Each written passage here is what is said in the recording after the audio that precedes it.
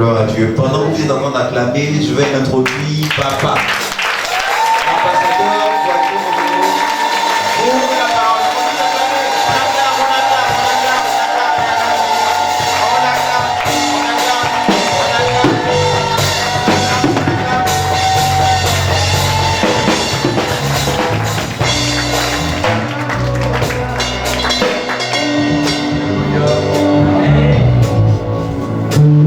J'ai une image que je veux qu'on vous projette. Suivez cette image. Il y a des choses qui existent.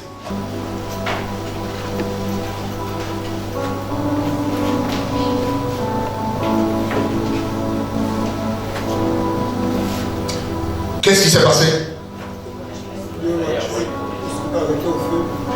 Deux voitures sont venues s'arrêter. Il y a des policiers? Non. Il y avait des gens qui traversaient? Non.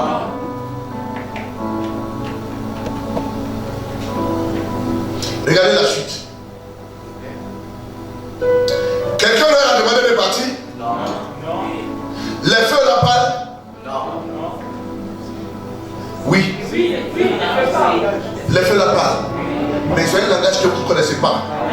Mais à qui, ceux qui connaissent ça, c'est ceux à qui on leur a appris le langage.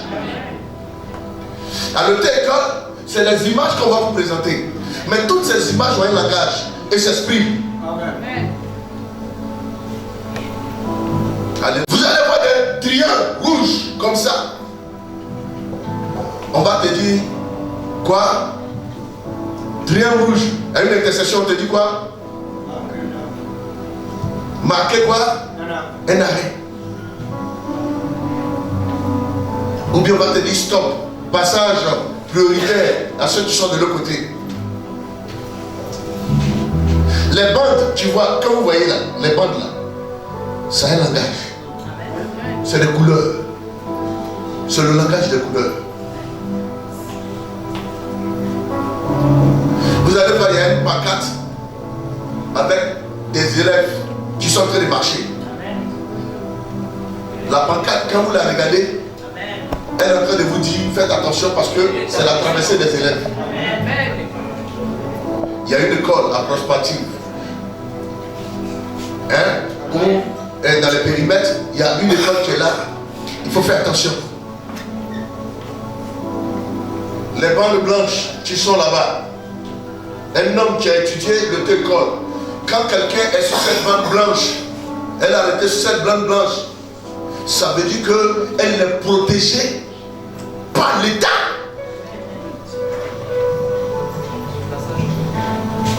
Une voiture qui vient te percuter ici, normalement elle doit être poursuivie, on lui arrache les permis normalement. Si tu es mort, on le met en prison même.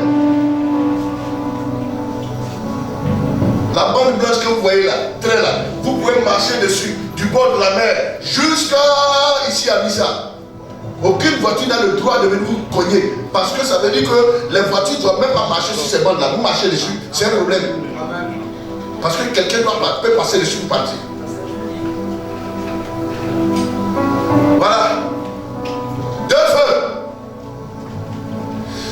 Le feu orange vous dit attention, soit tu t'arrêtes ou soit tu dégages rapidement. Parce que le feu rouge va venir. Et s'il vient, tu dois t'arrêter. Voilà, l'autre est passé à orange. En même temps, le rouge est venu. Hein? Oui. Voilà. Celui-là brûle le feu. Vous avez vu? Il a fallu voir accident. Donc chaque fois qu'il y a violation, il peut y avoir des catastrophes. Frère, je t'ai demandé de t'habiller en rouge. Je sais pourquoi. Je sais. Le fait qui est là, c'est les hommes qui leur ont donné un pouvoir. Ils ont programmé ça. C'est un programme.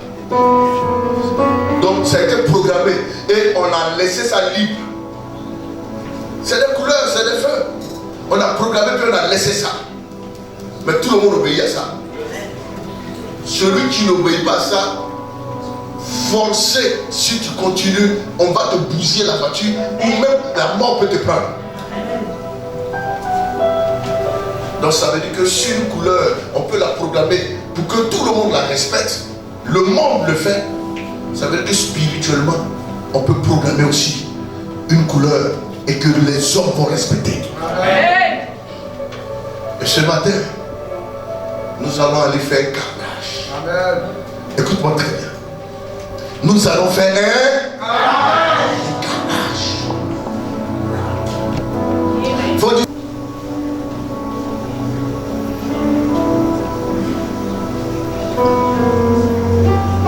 Ésaïe 63. Écoutez très bien.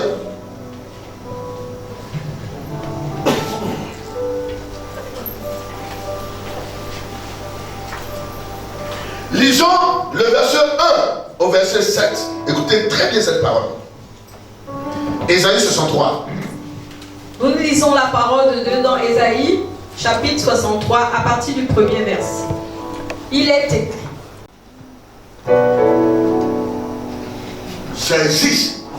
Des gens qui ont porté des vêtements rouges. Mais vous allez écouter l'histoire de ces vêtements rouges. Lui-même va expliquer ça.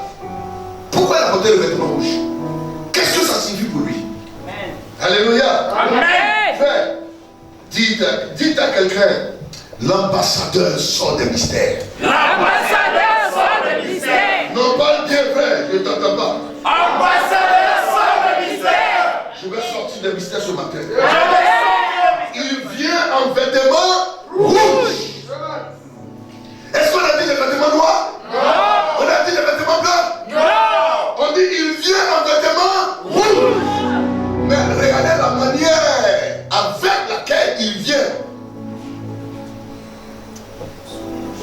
Continue ma fille. En habit éclatant. Un habit éclatant. C'est avec un rouge vif. Comme le rouge de papa. Comme le rouge de papa. Amen. Comme le rouge de maman. C'est ce dont tu es en rouge, tu parles. Mais en vérité, quelque chose s'est passé.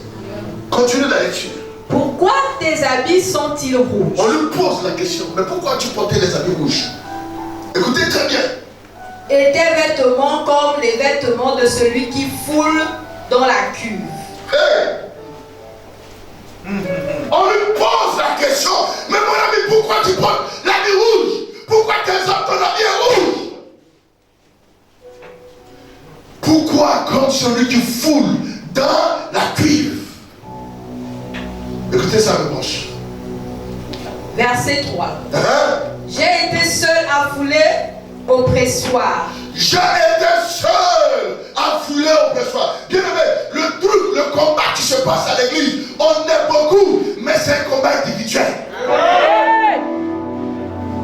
On est beaucoup là, mais ce qui va se passer ce matin, c'est individuel. Si tu t'amuses, amuse-toi. Mais si tu dois prier, il faut prier. Si tu dois te battre, il faut te battre. Alléluia. J'ai été seul. Écoutez. J'ai été seul à fouler au pressoir. Oui. Et nul homme d'entre les peuples n'était avec moi. Oui. Je les ai foulés dans ma colère. Je les ai foulés. Aujourd'hui, ce matin, tout le monde doit être enragé. Amen. Okay. Amen. On l'a vu fier.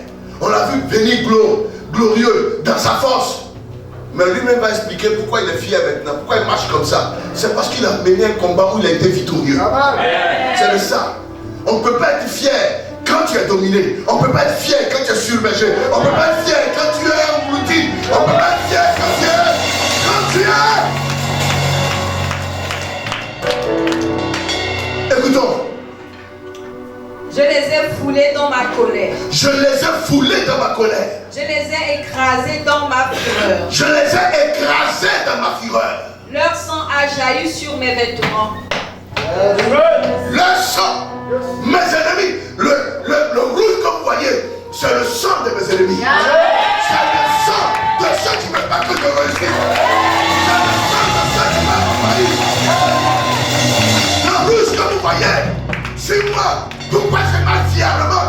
Pourquoi je marche avec fierté?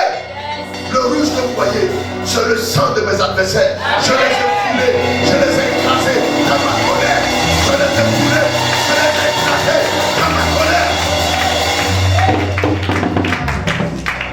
voyez, c'est du rouge. Ce n'était pas peut-être au commencement du rouge. C'était certainement bleu. C'était certainement blanc. Mais le rouge que vous voyez, c'est le sang de mes ennemis. Dans ma fureur, dans ma colère,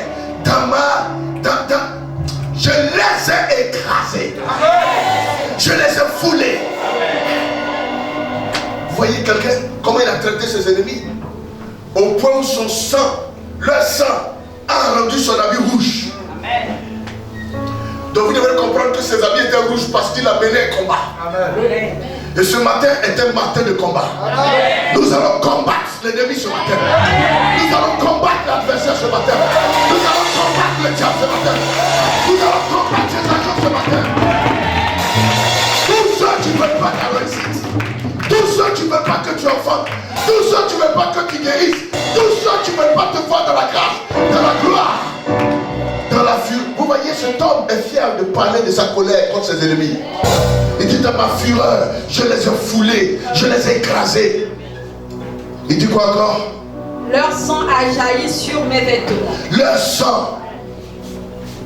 Est-ce que tu as déjà fouetté ton ennemi jusqu'à ce que son sang jaillisse sur toi? Pour rendre tes habits rouges. On t'a dit, il faut prier. Cet homme a dit, tellement je les ai piétinés, foulés. Foulés, ça veut dire écraser, piétiner. Ça veut dire que le sang chic, mais il les écrasait quand même. Sans pitié, sans remords. Il éclate la tête quand le monsieur crie, casse ses pieds. Et le sang chic, quand il finit, monte sur l'autre encore. Et c'est tout ça qui a rendu son habit rouge. Et maintenant, quand il marche, quand il a fini de les écraser, il se redresse maintenant. Et il marche maintenant se bomber avec fierté. Il marche et les gens lui demandent, mais on t'a pas vu en rouge, mais pourquoi tes habits sont devenus rouges? Il dit, ne vous en faites pas. Je viens de faire un travail. Je viens d'écraser mes ennemis. Je viens de les enterrer. Frère, as-tu combattu jusqu'à ce que tu sentes une fierté en toi? De savoir que vraiment tu viens de prier. As-tu prié jusqu'à ce que toi-même, quand tu te relèves de ta prosternation, tu dis, ouais, non, je sens que j'ai prié. Je suis fier. As-tu adoré jusqu'à ce que toi-même tu sentes cette fierté d'avoir adoré? As-tu fait un culte? Chaque fois quand tu finis le culte, c'est des murmures. Ah, on est jusqu'à 14h. Mais ce dernier était fier d'avoir fait ce qu'il a fait. Es-tu fier de jouer à ton instrument?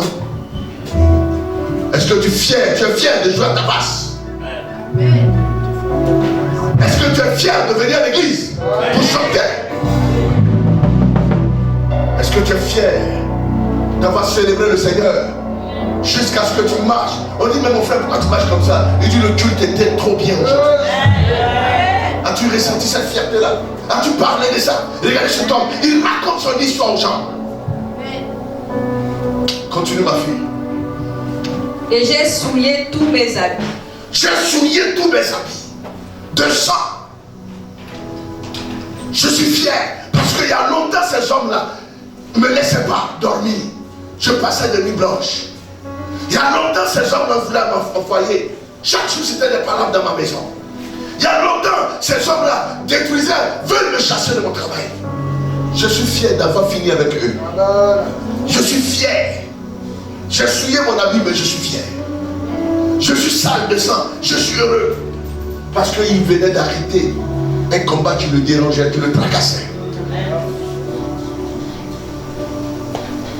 Son habit rouge voudrait simplement dire qu'il venait de mettre fin à ce combat. Amen. Il est victorieux. Amen. Et ce matin, je veux que quelqu'un soit fier d'être rouge. Amen. Parce que l'ennemi sera écrasé, l'ennemi sera bouleversé, l'ennemi sera détruit, l'ennemi va être détruit ce matin. Continue, ma fille. Verset 4. Verset 4, écoutez. Car un jour de vengeance était dans mon cœur. Hey! Aujourd'hui, c'est un jour de vengeance. Amen. Tous ceux qui t'ont dressé des embuscades, qui t'ont tendu des pièges, et qui t'ont malmené, l'opportunité t'est donnée ce matin de te venger de ces personnes. C'est pourquoi j'ai demandé qu'on porte le rouge. Parce que quand il y a la vengeance, il n'y a pas de pitié. Quand il y a la vengeance, il n'y a pas de compassion. Quand il y a la vengeance, l'ennemi doit mordre la poussière.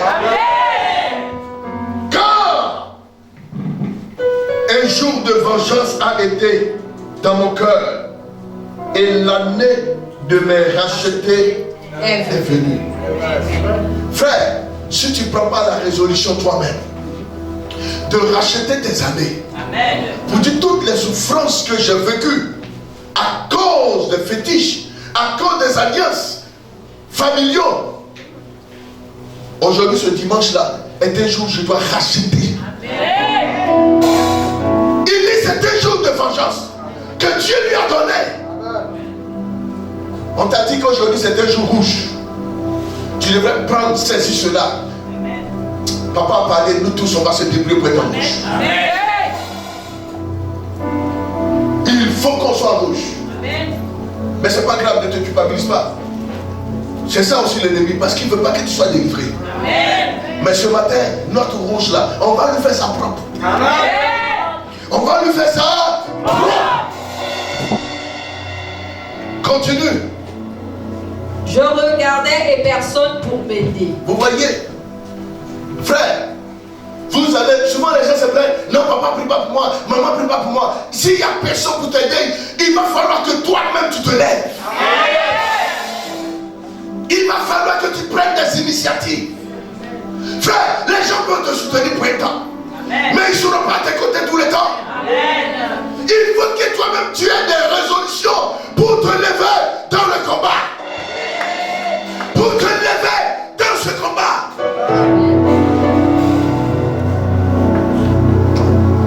Asseyez-vous. Frères et sœurs, écoutez-moi très bien. Il dit quoi? Je regardais et personne pour m'aider.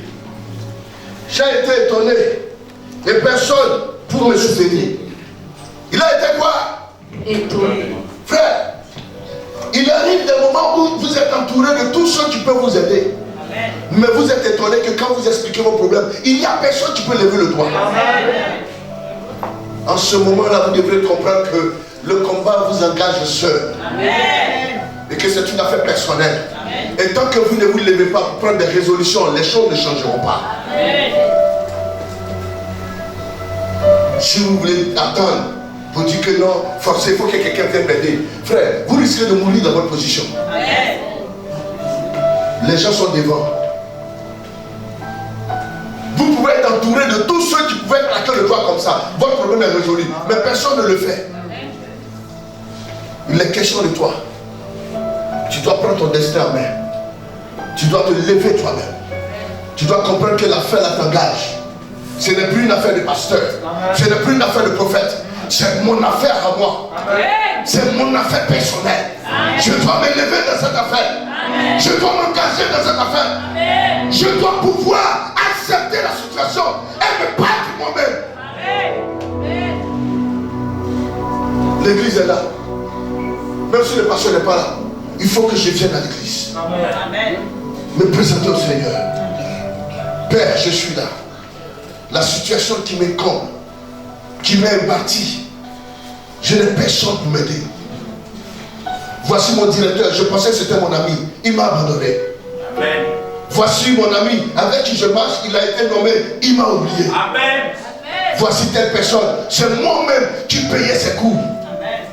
Aujourd'hui, il ne prend plus mes appels. Amen.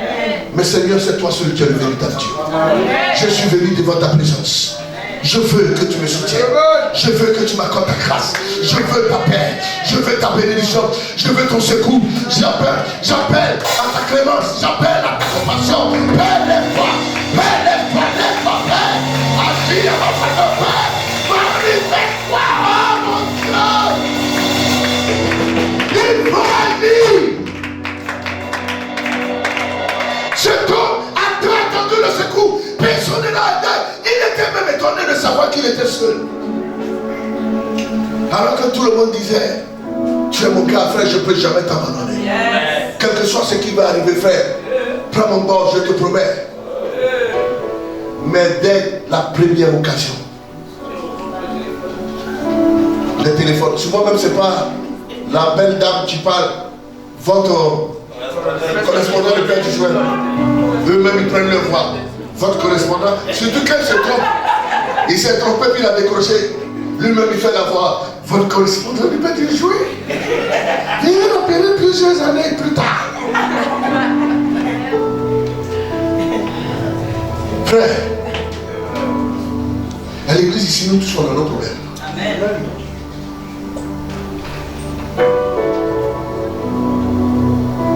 Il va falloir que tu commences à réaliser que tu es seul dans cette affaire. Amen. Pour ne pas que tu sois surpris, étonné plus tard. Il va falloir que tu réalises que l'affaire te concerne à toi seul. Amen. Et si tu ne te lèves pas, personne ne se lèvera pour toi. Amen. Il continue, dit quoi? Alors, Mon bras m'a été en aide. Hey, quand on parle jusqu'à puis on dit alors, ça veut dire que parce que maintenant je ne crois pas, je ne vois pas, personne n'est à mes côtés, personne ne veut m'aider. Il dit quoi? Mon bras m'a été En aide. mon aide. Amen. Qu'as-tu? Il a compris que le combat, son bras c'était pour le combat. Amen. Il a compris que le combat c'était lui. À un moment donné, évitez de pleurer. Amen. Évitez de vous attarder sur des situations pareilles. Il n'y a personne pour m'aider. Il n'y a personne pour être avec moi. Mais pourquoi les gens ne se lèvent pas dans mon affaire? Pourquoi les gens ne se décident pas? C'est ton affaire à toi, mon frère. Amen. Si les gens t'aident, gloire à Dieu, c'est un plus. Mais si les gens ne t'aident pas, c'est ton affaire à toi. Amen. Continue la lecture. Et ma fureur m'a servi d'appui. Vous voyez, il dit ma main m'a aidé et ma fureur. Tant que vous n'êtes pas en colère contre votre situation, Amen. tant que vous ne réalisez pas que l'affaire là a perduré, a trop duré, il faut que ça prenne fin. Frère, la situation ne bouge pas. Amen. Il dit ma fureur, ça veut dire qu'il en avait marre. As-tu marre de ton problème? As-tu marre de ta situation?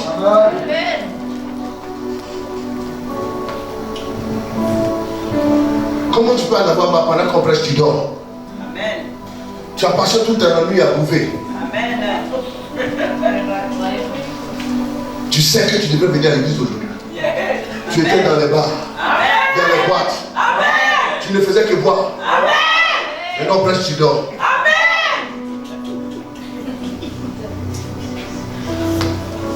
Et quand on parle de délivrance, comment toi tu peux avoir une délivrance? Tu sais qu'aujourd'hui, dimanche, tu devrais venir à l'église. Et tu es assis devant la télé. 4 heures, tu as trouvé devant la télé. Au moment où on est en train de se laver pour venir à l'église, et maintenant toi tu dors. Il a fallu que quelqu'un t'appelle. Tu chuchotes. Hé, il y a quelqu'un. 8 heures. Boum. Et tu t'amènes à 10 heures. Dans tous les cas, je suis arrivé au moment où papa prêchait. Et c'est ça tes excuses. Alors que ta situation est en train de s'empirer. Tu ne réalises pas que les choses sont en train de tourner autour de toi. Et que les gens sont en train de t'oublier petit à petit. Lève-toi mon frère. Lève-toi ma soeur. Il est temps que tu saches que c'est une histoire de toi-même. C'est ton problème à toi. Il a dit tout ce que vous lierez sur la terre, cela sera lié dans les cieux. Donc ça veut dire que si vous-même vous ne commencez pas, Dieu ne fera rien. Si vous-même vous ne commencez pas, Dieu ne fera rien. Depuis 4 jours, il y a un Congolais qui est sur moi. Dans les commentaires, si vous allez sur ma page, où j'ai mis des gens qui ont fait un dragon lion avec des ailes qui est en train de prendre feu, j'ai commenté la puissance de Dieu. Il n'y a que Dieu seul. Il y a un Congolais qui a dit oui. Pourquoi j'ai dit qu'il n'y a que Dieu seul? Est-ce que ça là, accidentellement les gens ont fait la chose est brûlée? En quoi est-ce que Dieu peut tirer sa gloire dedans? Il dit c'est toi qui crois que c'est accidentellement. Mais on ne peut pas glorifier un démon devant celui qui a créé le ciel et la terre. Après il y a un autre qui sort là-bas, Il dit, mais où est-ce que si Dieu est puissant, pourquoi est-ce que les gens, au Congo ici, les gens meurent à Goma, les gens meurent ici, pourquoi Dieu n'intervient pas? Il dit, ça, c'est pas la responsabilité de Dieu, c'est la responsabilité de vos présidents. Amen. Il est fâché, pourquoi? Je dis oui, c'est la responsabilité de vos présidents. Amen. Vous connaissez le Congo? Est-ce que vous connaissez le Congo? Le Congo fait 4 fois la France. Comment tu sais ça? C'est qu'on prend la France, on le dépose ici, Il faut 4 fois la France pour qu'on puisse remplir le Congo, la France. Vous connaissez la population congolaise? Comment un petit pays comme le Rwanda va vous fatiguer pendant des années? Ça veut dire que si on prend 10 000 soldats, on efface le Rwanda. Ça là, c'est Dieu qui va venir descendre pour régler ça. Amen.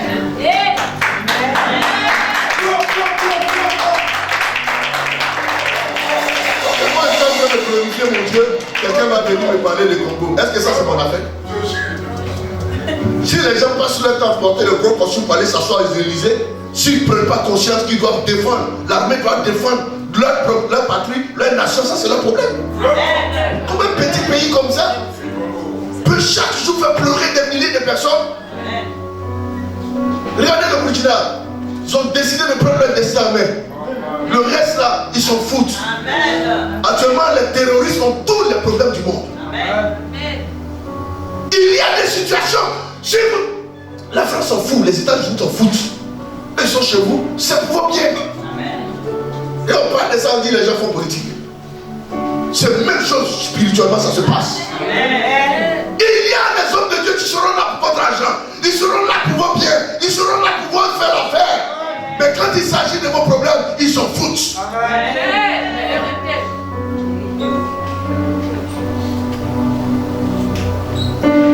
Et ça, on a besoin de parler de ça. On parle de ça, les gens disent qu'il faut faire de politique. Ce n'est pas une affaire de politique. C'est dans le monde, c'est dans l'église. Frère, cet homme s'est senti indigné de savoir qu'avec tout ce monde autour de lui, personne ne lève le doigt. À un moment donné, je dois dire arrêtez. Je ne peux pas m'asseoir et puis voir les choses se dégringoler autour de moi et être fier. C'est pas normal. Dis à quelqu'un, c'est pas normal. C'est pas normal. La délivrance, on ne donne pas. La délivrance, on a.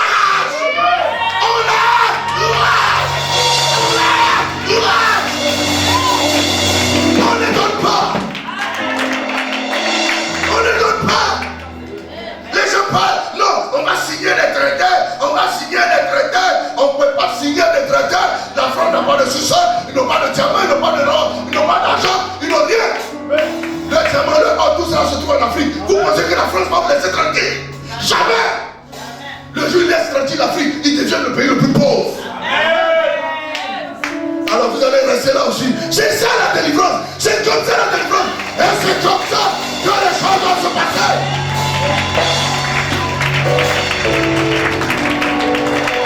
C'est comme ça que le diable fonctionne. Il ne peut jamais vous laisser libre. Jamais. Cet homme a compris cela. Il a dit soit c'est lui, soit c'est le diable. Soit c'est lui, soit c'est l'ennemi. Le jour s'est levé à son bras. Avec sa rage, il a fait des choses que personne n'a jamais imaginé voir. Lui qui était étonné de voir qu'il était abandonné. Quand il venait fièrement, après avoir combattu, frère, c'est les gens qui étaient étonnés de le voir. Et on lui pose la question, pourquoi as-tu des vêtements rouges? Il dit, j'ai pris ma résolution. J'ai pris mon combat en main. J'ai pris ma fureur. J'ai vaincu l'ennemi. J'ai détruit l'ennemi. J'ai allumé l'ennemi. Et je suis fier maintenant. Je suis fier. On acclame le Seigneur pour sa parole.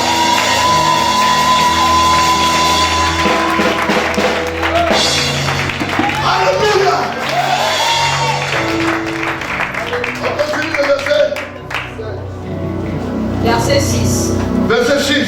J'ai foulé des peuples dans ma colère. Vous voyez? Est-ce que quelqu'un me comprend? On dit des délivrance, prions le Seigneur. Le monsieur dit il était en colère. Vous savez ce que ça fait? C'est que c'est qu'une colère. Il était fâché. Mais toi-même, ta situation ne te fâche même pas. Tu es tellement confort et confortable. Et tu te reconfortes dedans. Alléluia. À un moment donné, la situation doit vous ébranler. Vous devrez être animé d'une colère sainte. Tu dois être fâché, rentrer en l'église en colère, en train de dire à Dieu, mais à quoi? Qu'est-ce qui se passe? Frère, écoutez la suite. Je les ai rendus ivres dans ma fureur. Je les ai rendus ivres dans ma fureur. Et j'ai répandu leur sang sur la terre. J'ai répandu quoi? Leur sang sur la terre.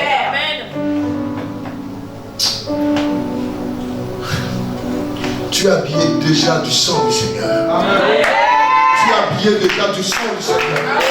Tu as habillé déjà du sang du Seigneur. Et c'est le sang de l'Église qu'on va répandre tout à l'heure. Alléluia. Amen. Maintenant, quand il a fini de répandre le sang sur la terre, écoutez maintenant son langage. Hey! Sobre katabro katabajunka. Hein? Pas. Ma fille, allons-y. Je publierai les grâces de l'Éternel, les louanges de l'Éternel. Je publierai les grâces de l'Éternel, les louanges de l'Éternel. Oui. D'après tout ce que l'Éternel a fait pour nous. Vous voyez, celui qui a combattu, il explique dans son témoin que celui qui a combattu, mais quand il a eu la victoire, il attribue cette gloire à Dieu. Il ne dit plus que c'est sa force, il ne dit plus que c'est sa fureur, mais il dit c'est le Seigneur qui a fait quoi? Il dit tout ce que l'Éternel a fait pour nous, je dirai sa grande bonté Envers la maison de quoi? D'Israël. Qu'il a traité selon ses compassions. Oui. Et la richesse de son amour. Selon ses compassions et la richesse de son amour. Alléluia. Est-ce que dans vos combats vous savez donner gloire au Seigneur quand vous avez des victoires? Amen. Alléluia. Alléluia. Ma fille qui est là, elle serait déjà partie rendre témoignage quelque part. J'étais dans une église. Là-bas, on m'a mis sous discipline. On m'a presque même chassé. Méchant eux. Aujourd'hui, le Seigneur m'a donné mon petit peu de choses. Elle m'a fait gagner un concours. Mais elle ne l'a pas dit. Elle dit que c'est là. Elle a vu les sanctions comme une éducation. Une prestation de quelqu'un qui lui a donné la force de surmonter les épreuves. C'est ça. C'est ça, frère. Les choses ne peuvent pas bouger si à un moment donné, vous-même, vous ne réalisez pas que vous avez besoin de vous lever.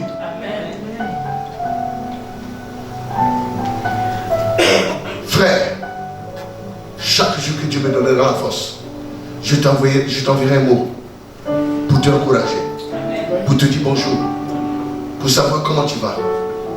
Mais il te revient à toi de réaliser que tu dois te lever.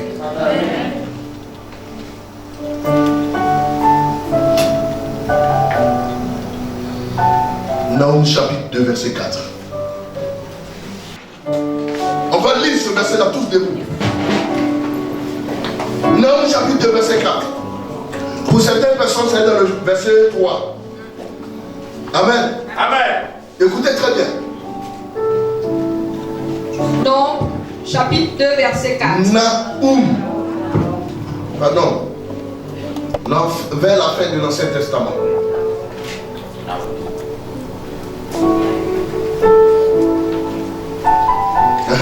Naoum, chapitre 2, verset 4. Il est écrit. Oui. Les boucliers de ces héros sont rouges. Hey. Amen. Le bouclier c'est quoi? Rouge. Le bouclier c'est ce qu'on peut se protéger. Amen. Le vêtement fait partie des boucliers. C'est pourquoi vous allez voir, les guerriers ont les boucliers en fer. C'était en quoi? Les Les boucliers de ces héros sont rouges. Maintenant, on dit quoi? Les guerriers sont vêtus de pourpre, avec le fer qui étincelle. Les guerriers sont vêtus de pourpre. Alors que le pourpre et la pourpre, c'est quoi? C'est une couleur rouge-violet. Pas. Hein? C'est.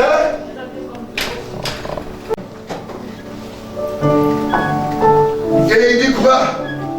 Avec le fer. Non. Les guerriers sont vêtus.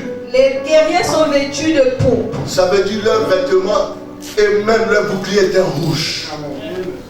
L'affaire est sérieuse. Maintenant, il dit quoi?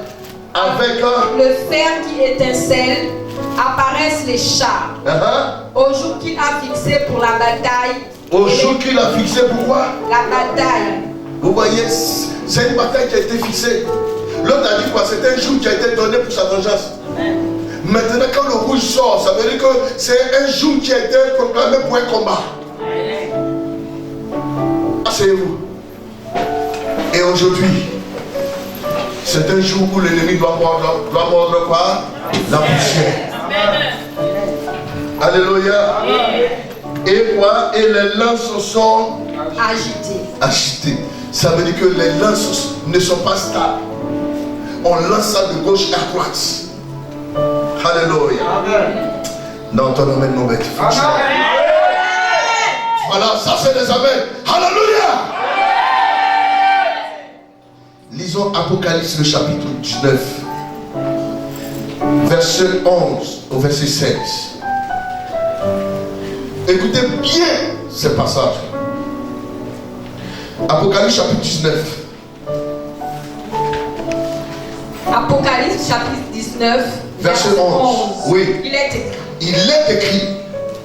Puis je vis le ciel ouvert. Puis je vis quoi? Le ciel ouvert. Le ciel ouvert. Et voici. Parut un cheval blanc. Le ciel ouvert est paru quoi? Un cheval blanc. Oui. Celui qui le montait s'appelait Fidèle et Véritable. Celui qui montait sur le cheval blanc s'appelait quoi? Fidèle et véritable. Oui. Et il juge et combat avec justice. Il juge. Il combat avec quoi? Justice. Celui-là, il juge et il combat avec justice. Mais écoutez. Verset 12. Oui. Ses yeux étaient comme une flamme de feu. Ses yeux étaient comme une flamme de feu. Sur sa tête étaient plusieurs diadèmes. Sur sa tête étaient plusieurs diadèmes. Il avait un nom écrit. Il avait un nom écrit. Que personne ne connaît. Que personne ne connaît. Que ce n'est lui-même. Que ce n'est lui-même. Et il était revêtu d'un vêtement teint de rouge. Ici, c'est la description. De sang. Ici, c'est la description de notre Seigneur Jésus-Christ. On décrit sa gloire. Mais quand on parle de ses vêtements, on dit que ses vêtements sont quoi? Teint de sang. Teint de sang. Oh, yes. Ses vêtements sont teints de sang. Ça veut dire quoi? Parce qu'il doit la guerre, il est vêtu un vêtement rouge. Et rouge au sang. Continue la lecture. Son nom est la parole de Dieu. Vous voyez? C'est sorti maintenant. Son nom est la parole de Dieu. La parole de Dieu ne ment pas. Son nom est la parole de Dieu. Il est vêtu de rouge. L'autre venait fièrement parce qu'il venait lui aussi de vaincre l'ennemi. Et son habit était rouge. Quand on lui demande, il dit c'est parce que le sang de mes adversaires ont jailli sur moi. Maintenant celui-là qui vient sur le cheval blanc, la Bible dit que ses vêtements sont teints de rouge. Rouge au sang. C'est le sang. Tous les combattants aiment le rouge. Parce que le rouge signifie la guerre. Et là où il y a la guerre, ça saigne toujours. Je me rappelle bien dans un film de Terminator, le monsieur il a dit s'il saigne, ce qui peut mourir.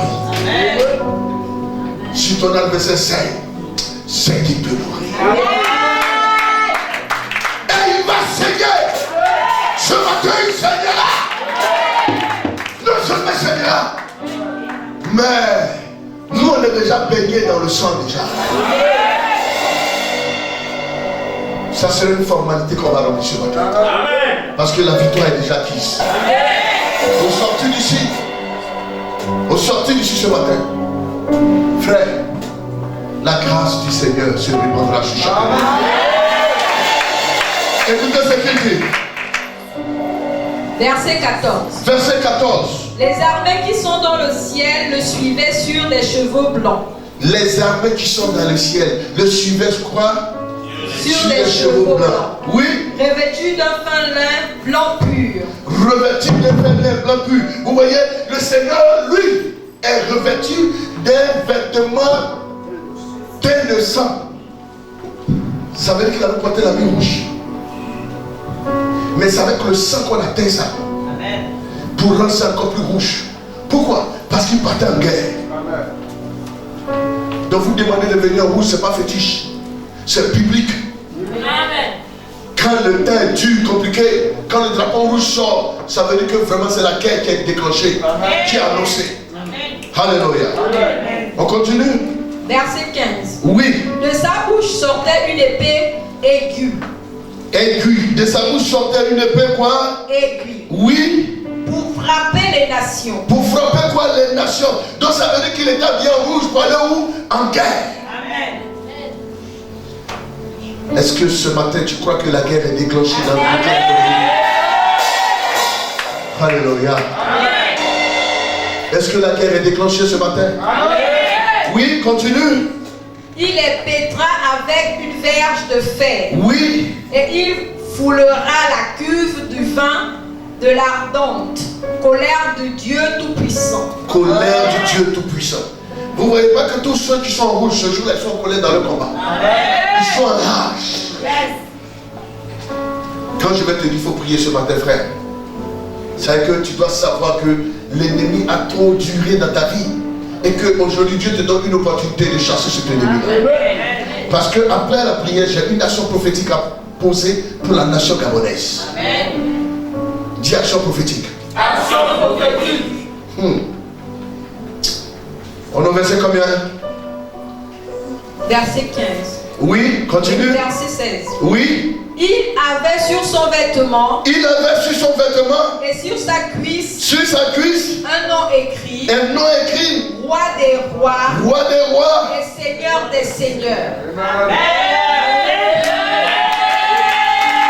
Roi des rois. Seigneur des seigneurs. Même lui-même quand il partait en guerre, il s'habillait en rouge. Donc ce matin, les hostilités sont ouvertes. Amen. Et l'ennemi aura pour son compte. Amen. Cette hostilité qui est ouverte, c'est pour combattre le diable dans jusqu'à son dernier retranchement. Amen. Frère, l'ennemi de ta maison, celle-là même qui a tenu ta vie, elle ne veut pas la relâcher. Amen. Si avant qu'on ne commence notre adoration, on n'a pas relâché, après notre adoration, la mauvaise nouvelle lui sera annoncée. Amen. Genèse 49, verset 8 à 12, on termine là. Sur notre prédication. Oh frère, dis amen bien. Amen. Dis amen bien. Amen. Genèse 49. Ça c'est la proclamation, on va se tenir debout.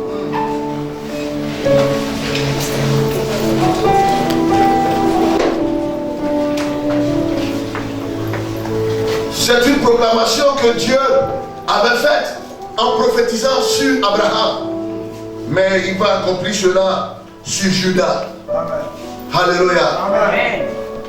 Dans Genèse le chapitre 12, la promesse que Dieu a faite à Abraham, il l'accomplit sur la vie de Judas. Et c'est pour cela que Jésus-Christ va sortir de cette tribu. Mais écoutez ce qu'il a dit.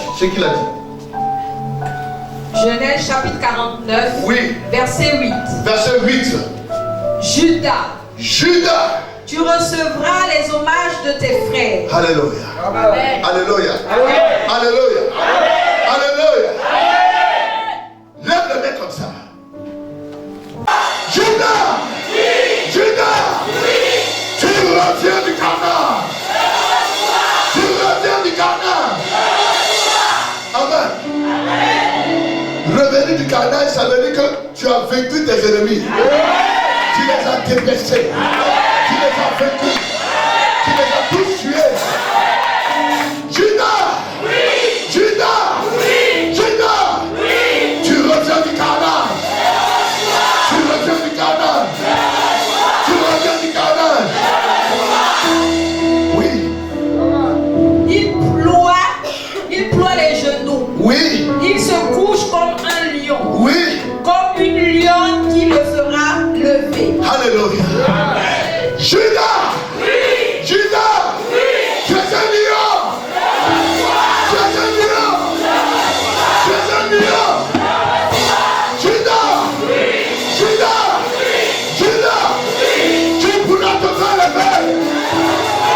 Personne. Tu pourras te faire lever. Tu pourras te faire lever. Tu pourras te faire lever. Judas revient d'un carnage. Il déploie ses genoux. Tu pourras faire quoi? Tu pourras le faire lever. À partir de ce matin, aucun membre de ta famille ne pourra te faire lever. Aucun membre de ta famille ne pourra te faire lever. Alléluia. On continue. Le sceptre ne s'éloignera point de Judas. On dit quoi? Le sceptre ne s'éloignera point de Judas. Oui. Ni le bâton souverain d'entre ses pieds. Ni le bâton souverain dans ses pieds. Oui. Jusqu'à ce que vienne le Shiloh. Ça veut dire que Judas sera fort, puissant, jusqu'à ce que vienne le Shiloh, jusqu'à ce que naître le Messie de sa tribu. Ce matin, dis ce matin, je ne fermerai point. Je ne fermerai point.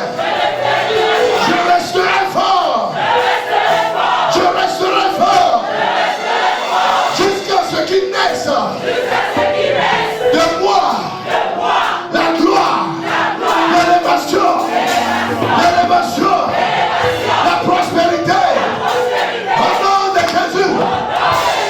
Au nom de Jésus. Amen. Oui. Et que les peuples lui obéissent. Amen. Ce matin, les peuples, ma famille, ma génération, m'obéiront. Au nom de Jésus. On continue. Il attache à la vigne son âne. Il attache quoi? À la vie son âne. Oui. Et au meilleur cèpe le petit de son ânesse. Au meilleur cèpe le petit de son ânesse. Écoutez maintenant. Il lave dans le vin son vêtement. Il lave dans le vin rouge. Il lave dans le vin quoi? Son vêtement. Et dans le sang des raisins son manteau. Dans le sang des raisins son manteau. Donc ça veut dire que l'affaire du sang là est partout. Le sang de Jésus a été depuis l'Ancien Testament proclamé, prononcé. Vous comprenez? La Bible, nous avons vaincu par le sang de Jésus et par nos témoignages. Vous ne pouvez pas vaincre. La fin dernière, le pasteur Water a enseigné sur le dimanche passé, je crois, le sang de Jésus. La puissance du sang de Jésus. Dans l'invocation comme dans la confession, dans la repentance, le sang de Jésus. Alors ce matin, tu vas proclamer avec moi.